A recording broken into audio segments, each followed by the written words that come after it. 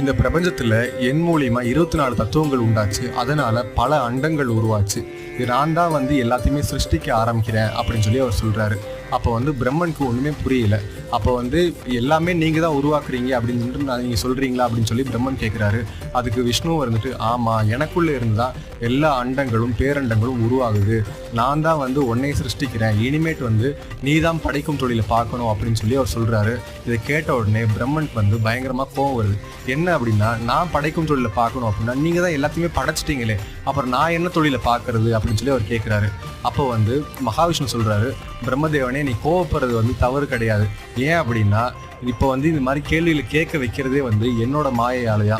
என்னை பார்த்த உடனே நாராயண மாயை அப்படின்ற ஒரு மாயை உண்டாகும். அந்த மாயை மூலியமா எல்லாமே எனக்குள்ள அடக்கமாகும். இந்த மாதிரி சுவாரஸ்யமான புராண கதைகளுக்கு நம்ம ஏல் சேனலை சப்ஸ்கிரைப் பண்ணுங்கள். இந்த வீடியோ பிடிச்சிருந்துச்சுன்னா ஒரு லைக்கை போடுங்க. உங்கள் கருத்துக்கள் என்ன அப்படிங்கிற கமெண்ட் செக்ஷன் லீவ் பண்ணுங்கள்.